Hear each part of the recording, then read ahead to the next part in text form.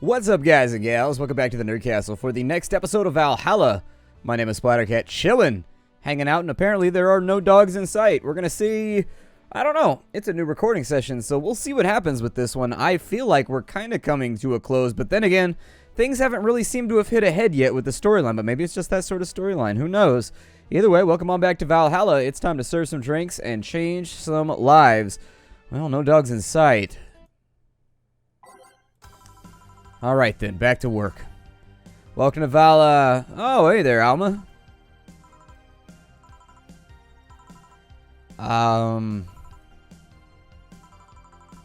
She seems down. Maybe there's something I can give her to cheer her up? Let's try to cheer Alma up. She might like classy drinks, but what she really likes... Ooh, I don't remember her mentioning what she really likes. I know she said something at some point. Then again, given my recording schedule, that might have been like 2 weeks ago that she said it.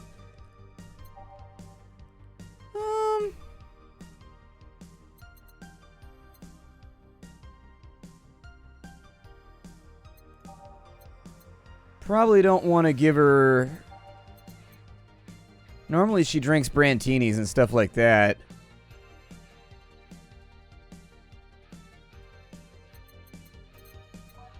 I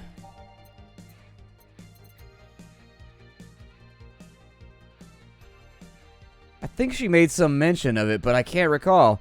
I'm racking my brain right now, but honestly, it's such a small thing in an otherwise overtaxed mind from so long ago that I'm not sure what to go with. I would ante up and say we should just send her a brantini. Just in case. I mean, just give her something. You know she likes brantinis. So I would just go after that, I suppose. So we'll go ahead and do that. We'll mix it. Hey. And this? It's on me. Drink, so you at least change your expression. Why not just say you're worried about me? You got the message anyways, didn't you? So how is it? Oh, brantini, so you do pay attention to what I asked for. You have quite the fixation with brantinis. To be honest, they suit you. Hey, you want to hear a silly story? Always. When I turned 21, my dad and I went to a bar, to celebrate, just him and I. He told me to dress well enough that he looked like my sugar daddy. It was a fun night. We pretended at times we were dating, and I managed to blow off some steam about my mom. But the highlight was him ordering a brantini for me. I've had plenty of drinks and gotten wasted many, many times since I was 15, but that drink was different. It wasn't really about getting drunk. The drink itself was the pleasure. Isu said they suited me somehow. Oh? Ever since that day, he's called me Brantini Girl from time to time. Your dad sounds like a cool guy. You should meet him sometime. So why are you deflating? Deflating? Well, when I got sad and started sighing repeatedly, my grandpa would warn me that I would start deflating like an old tire if I kept it up. So what is it? Is it the news about people dressing in bunny suits after the whole Alice Rabbit boom? Nah, that's old news. I mean, it is a problem, but such a thing really only annoys me. Say, Jill, how's your mood right now? I want to ruin it by blowing off all my stored steam. Silly Alma. I've been feeling like utter shit for the last couple of days. You can't possibly make me feel worse. Go ahead. Unwind your worries. Don't say I didn't warn you. Alright, so remember my sister Diana? The one that separated from her husband and forgot her kids while fucking her way around or something like that? Perfect summary. I'll use it next time. I didn't tell you the whole story then, more specifically that she threw her husband out after months of abuse. Oh. However, that woman is incapable of getting a job and maintaining herself, and I mean that. She never even thinks about selling some stuff or trying to earn her bread. She just expects a guy to do all that for her. I have no idea why she turned out like that. Both my mom and my dad were hard workers. They even started a small shop to have something to do after retirement. Huh. So, what does this fully capable woman do after a couple of weeks? Why, bring her abusive husband right back. I mean, what? Yeah, and the guy spent a couple of days with her before leaving her again. He had a nice couple of hot, steamy nights and then left. Well. Yeah, you reacted like my little brother and sister after hearing that.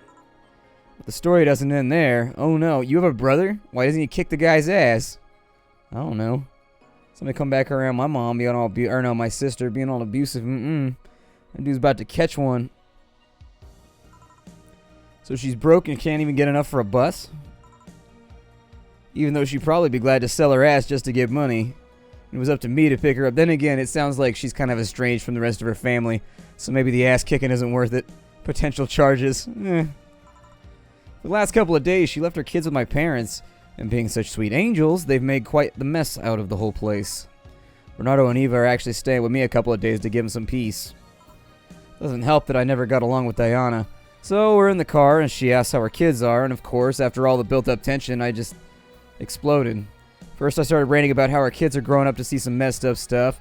I started scolding her about not properly taking responsibility and about not taking proper care of her kids. Ooh, that's dangerous territory. I tell her she's in no place to have all these escapades, and after all that, she just says, "What the hell do you know? You don't even have any kids."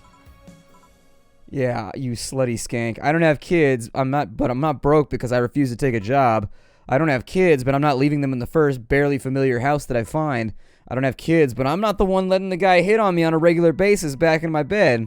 I don't even have kids, but I pretty much raised Eva and Bernardo, and they've turned out pretty damn well. I don't have any kids, but I'm not a cheap whore. Ah! Damn. I don't know what to say. There's nothing to say. I love my family and I put them above all else, but Diana is seriously pushing the boundaries of what I can allow. Any way I can help? You just did. Huh? I know who I'm dealing with. I'm not one to let stuff like that get to me. I'm still angry as hell, though. I'm going to just discuss this with any of my family members. I can't tell my mom your daughter's a slut. I just needed to get all this off my chest, you know? Well, from what I see, there's still a lot more you can get off your chest. It is swollen as fuck. Nah, all you see here is filled with love and dreams. Is everyone in your family as busty as you? The worst offender is my dad, actually. Kidding. I guess the only one that didn't get the big boobs gene was Eva. She insists on getting surgery or genetic treatment, but I tell her she's fine the way she is. These could actually be more of a hassle than a blessing. And poor Bernardo, his breasts actually started showing when he was 8. Wait, Bernardo has breasts? Just hope I don't take too much. Wait, so the men have breasts in your family too? The future is a confusing place. I just hope I don't take too much from my mother's side of the family. My father's sisters still look quite young. When menopause hit, my mom lost her looks rather quickly. Any good genes you got from your family, Jill? Good enough skin and hair, I guess. There's a thing about a shrimp allergy, but so far, I haven't really had problems with it. Let's see. Hey, you know what worries me most about the whole Diana situation? How your nephews are turning out? If she leaves them with my mom, they'll turn out better than her somehow. Actually, what really worries me is what if I end up like that too? How so? If I find a good man and I settle down, what if he turns out shitty? What if I have like a sudden burst where I want to live my life and end up like that? What if I have kids and I end up neglecting them because of it?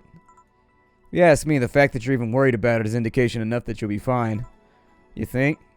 I'm pretty sure. Yeah, Jill's pretty on the money right there. People tend to do that kind of stuff and just like don't give a shit. Don't really tend to be aware of it in my experience. Like most of my friends that pull that kind of stuff, or most of my associates anyways. I don't think I have any friends that do stuff like that.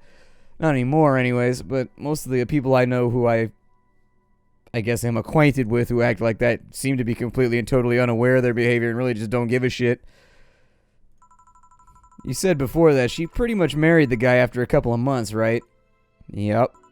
No offense, but those are the kind of people who shouldn't even think about all that. Besides, if any guy ends up marrying you, it's because he passed your irrational standards. Hey, am I lying? No, but there are things best kept as unspoken truths. I wonder if I'll ever find a good guy. You will. You'll know when the time comes. Sure hope so. For now, the time has come to get me another drink. What can I get you? Give me something with ice, but alcoholic, please.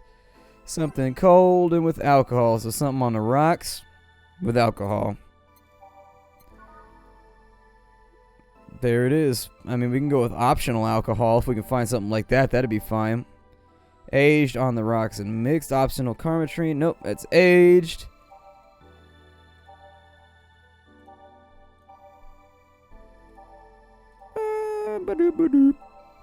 Finding a drink with optional carmetrine, then I put it on the rocks. Huh. There it is. Sunshine Cloud. Optional karma train. Everybody in the club getting tipsy. And then we put it on the rocks. Blend it on up. And it's a sun cloud.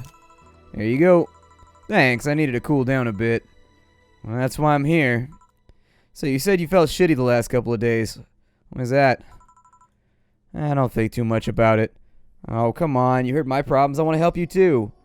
Don't worry too much. Right, I almost forgot to tell you something. What is it? My boss is throwing a mega Christmas party this Sunday. You want to come? Sure, something tells me this mega Christmas is going to be a mess at my parents' home, so I'd rather avoid it. You guys getting chicken? I can get one. To be honest, I wouldn't know. You can bring it if you want, and won't go to waste. Gotcha. Hey, Jill, what's your favorite part of the chicken? Favorite part? I guess I like the legs the most.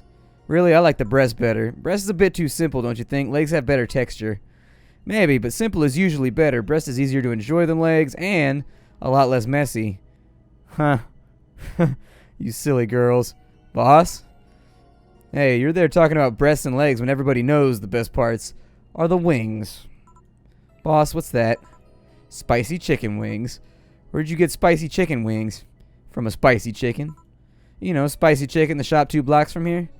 Sorry, let me rephrase that. Why are you carrying a bucket of spicy chicken wings? Why aren't you carrying a bucket of spicy chicken wings? See, Dana's got the attitude that I like right there. Why aren't you carrying a bucket of spicy chicken wings? Everybody loves spicy chicken wings. You bring spicy chicken wings, you are automatically the MVP of the party. Well, because, I thought as much. Yo, Armitage. Alma. I know what I said. Will the chicken you're talking about be cooked already? You might need to heat it up, but it'd be cooked otherwise. Great. I expect you here on Sunday, 8 p.m. Thanks. Anyways, back in the office. She left the bucket. You want some? Don't mind if I do. Ooh, mild spice. Nice.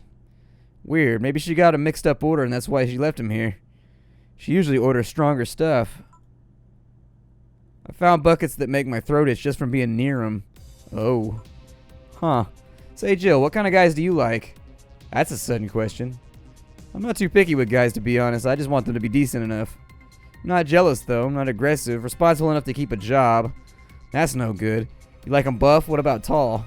No tattoos or piercing, I guess. I never really liked either. What about you? I like them well dressed. If they go out in iron shirts and well-coordinated clothes, they're sure to catch my eye. Some muscle's always fine, too. But sharply dressed males catch my attention faster. And yet you're still yes, you're still single. That's how I like my men. My potential husband, on the other hand, another matter completely. I see. So, can you give me a drink here? The spicy wings turned out to be spicy. What do I get you? Anything, as long as it helps me with the spiciness in my mouth. I give her something to get over the spiciness of the wings. Something sweet, then. We will give her...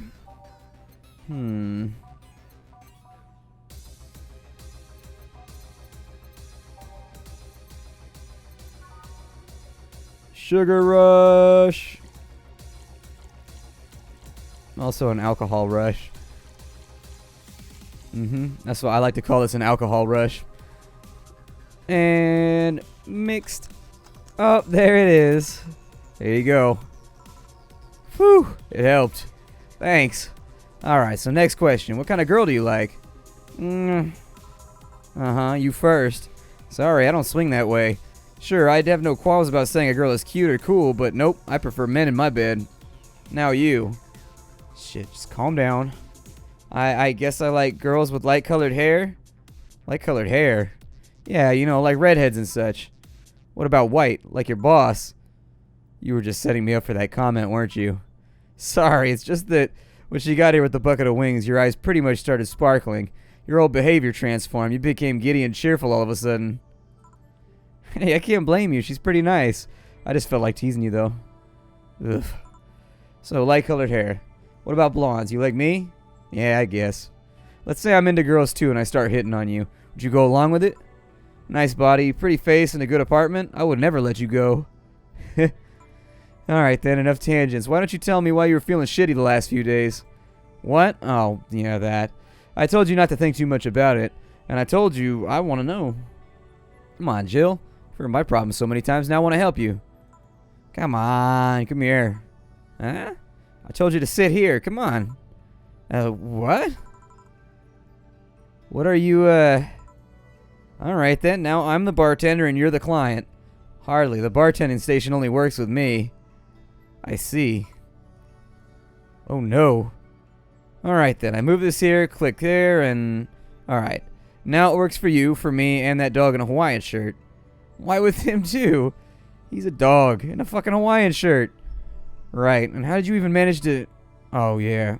Hacker, right. Now we've changed roles. You've been feeling shitty. Mind telling me why? It's a long story, and I don't even really know where to start. Start from the beginning. Alright then, it's something that goes back to my college years. Whoa, that's taking it way back. Back in compulsory education, I never made too much of an effort, but I managed to get high grades. Even in PE, I managed to do well and always enough to get perfect grades. And then, of course, when I got to college, shit started getting hard. I had this perfectionist streak that wouldn't let me fail anything. Burning my eyelashes studying, I eventually managed to keep up good grades. After about half of the career, I met a student teacher. Her name was Lenore. She helped me a lot with my studies, and she even got me into stuff that gave more credits. I really liked her, and after some time, I found out she liked me too. Ho-ho. We started going out, I met all of her family, and... You want a drink? What? A drink. Around this time, there's usually a pause that makes you offer a drink to a client. There was no such pause. Please, I want to test this whole bartending interface. Alright, a sugar rush then. You can't mess that up. Right. Sugar rush. I'm getting the main character trashed. Main character's getting wrecked. Giving you all that karmatrine. Putting it inside my shaker thing so you can get real drunk. There you go. Thanks. How is it?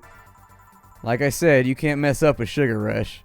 I have this gut feeling that with your body you'd make a better bartender than me. You're selling yourself too short. You're cute, you know? People don't go to bars for cuteness, though. You've obviously never been to a cat bar, then. Besides, my boobs can be a hassle when trying to move around this kind of stuff. Anyway, so keep telling the story. Ugh. Well, as the career went on, it got harder and harder. Last year and a half, it became nothing but study session after study session. Investigations, thesis. When the graduation ceremony came, I had to make a speech, and suddenly, while reading said speech, I almost had a panic attack. Fear of public speaking. I realized I lost about a year and a half of my life. I tried to remember if I did anything fun at all, but all I could remember was studying and investigating new topics. I didn't even enjoy doing all that, so I was just standing there, and the satisfaction of graduating was minimal. I realized I'd only gone through the motions day after day, from high school to graduating. They felt like whole years of my life had slipped through my fingers. I never stopped to think if I enjoyed what I was doing. In fact, I never stopped. But at that point, I stopped, and I realized I needed a breather or something. Did I even like that career? It was all terrifying as hell. I needed all of my strength to not start running like a panicked mess. Huh. So, a couple of months later, I got an offer to start working at this big research facility. Lenore was ecstatic. She was really, really proud of me back then. And I was just scared. That would be my job. And I'd spend my life standing on what I did during that, or spend my life expanding on what I did during that year and a half. What if I had a sudden realization like the one I had at graduation? But when I turned 40. I didn't really know what to do, but I sure as hell wasn't going to take that offer. I told Lenore and she freaked out. She confessed that she was jealous because she never really got that chance. Things devolved pretty quickly. She said one too many things. I said one too many things. And in the end, I just stormed out of her house and I broke a vase in the process. After that, I never spoke to her again. Damn. I'm sorry. I suddenly feel bad for pushing you to tell me all that. Why are you feeling shitty about that after all this time, though? Unless you've been feeling shitty about it for years. I have, but it's not just because of that. Huh? The other day, Lenore's sister, Gabrielle, came to the bar. Apparently, Lenore died last week. Localized nanomachine rejection. Heart attack. Apparently, she had it for a long time, but never told anybody. And coincidentally, it got worse after I left. And I just can't stop thinking about it, wondering if me being there would have made a difference. And if it's true she had that for a long time, why didn't she tell me that she was sick when we were together? I don't know. I just kind of feel like all kinds of failure. Jill. And to make it worse, I also lashed out at Gabby. Yeah, she was blaming me for her sister's death and all, but she's just a kid, for fuck's sake. She lost the sister who pretty much raised her on her own, and to top it all off, I suddenly can't remember what stopped me from apologizing. Pride? Fear? Stupid effort to leave the most awesome person I loved as a thing of the past? Who cares? I've lost my chance to apologize to her forever. Truly forever. Such a piece of shit. Selfish piece of shit. I honestly don't know what to say. I didn't expect the story to be this, Yo, boob tender. Yeah? Can you give me a big beer there? Coming right up. Big beer. We'll go 2 Adelides. We'll go 4 Bronson extract. We'll go 2 powder Delta. There it is. Mix it up and you got a beer. Big beer for Jill. Thanks. You need to remember to take care of the cans in my apartment. You drink lots of beer? One of the perks of the BTC-issued liver transplant or implant is that I can drink lots of beer without getting too wasted. Oh. Jill, what kind of girl was Lenore? Well, she was calm, smart. Back in college, I was too thick-headed and got riled up really easily. Stressed was my default state. So just like you're behaving right now? Shut up, I was worse. I really can't picture that. Darn, it's embarrassing. Anyways, she was always there, finding a way to cool me down. She was also able to hold conversations about pretty much any topic. One time I saw her go from talking about video games to talking about sports. All that variety while still being a hardcore scientist. She would always push me into social interactions, and if she saw me by myself, she would drag me with her. Watching people's fine, but talking to them's better, she would say. Lenore would always present me to her many acquaintances as the girl I wouldn't mind cuddling with for a few hours. Man, I'm gonna miss her. After a point, I didn't even think about getting back into a relationship with her, but she was such an awesome person. I just wanted to apologize, and now... You know, in a cruel twist of irony, she's the one that made me pick up bartending. Oh? Back when I was thinking about what the hell to do with my life, I remember the night we spent in the club. She started talking about how the drinks were synthesized, the chemistry involved, the reactions and all that. Everything sounded so fascinating. I remember saying that her talk made me want to start mixing drinks. She said if everything else fails, why not take up bartending? Huh. Interesting. You okay? For some value of okay. Yeah. It's just... I wanted to say thank you, Elma. Thank me? I guess I just needed somebody to tell all this to, and you were the one. You volunteered yourself, and you insisted on listening to me. You stood there, listening to the whole thing from beginning to end. I know I might not be the most expressive person, but I'm not one to spout love and fluffiness. But I really like you. Maybe I'm just a bartender, and maybe you're just a client. But I really appreciate your friendship, or at the very least your patronage. Really enjoy working for you. Jill, are you dying? Shut up. I have a heart-to-heart here. Sorry, it's just, it's weird for you to get so sappy. Well, I just realized that the saddest thing is how I'll never be able to make amends, and it hurts like fucking hell, you know? I never, and I mean never, want to feel that way ever again. I don't want someone to suddenly exist in my life and have my last memory of them involve something nasty. I don't want that lingering grief of having burned a bridge on a whim. I want to avoid that at any cost, and if it means breaking character every once in a while, then so be it. I'll let everybody know how I really feel about them. And if I ever fight with them, I'll swallow my pride, muster all the courage I can, and be the one to apologize. I hate feeling like this. I hate it. I hate it! That's a nice resolution. Maybe I'll be a copycat and do the same.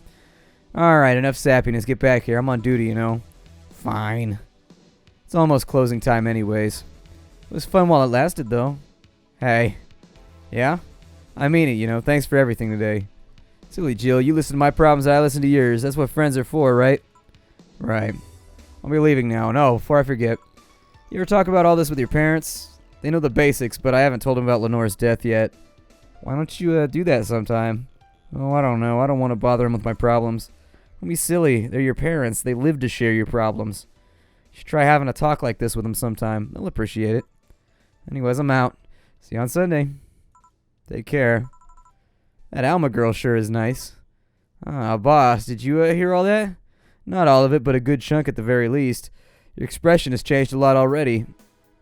It did? Look happier. That's always good. Anyways, let's call it a day. I expect an even brighter Jill tomorrow. Right. Oh yeah, boss, about those chicken wings. Fucking idiots at the Spicy Chicken. Sorry, Dana, we don't have enough spices for your order until tomorrow, they said. Is that really how they treat the regulars? Mumble. Call the manager, Mumble. And there it is. Cherished titty hacker. She's a good friend. Oh my god. She hacks the titties. Alright guys, that's the end of Valhalla. I will see you all next time.